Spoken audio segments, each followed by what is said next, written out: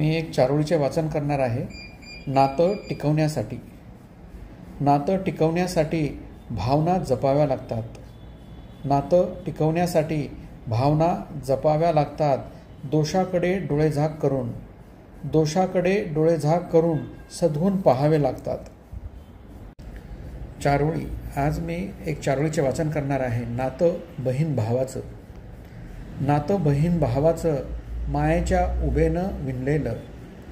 नातं बहीण भावाचं मायेच्या उभेनं विणलेलं. रुसवा फुगवा आला तरी प्रेम धाग्याने जोडलेलं. आज मी एका चारोळीचे वाचन करणार आहे. अपराधी. अपराधी तू तर आहेसच. अपराधी तू तर आहेसच, विसरलास आई वडिलांना. अपराधी तू तर आहेसच, विसरलास आई वडिलांना. जिवंतपणी घास भरवला नाही, आता कशाला बोलवतोस कावळ्यांना. चारोळी.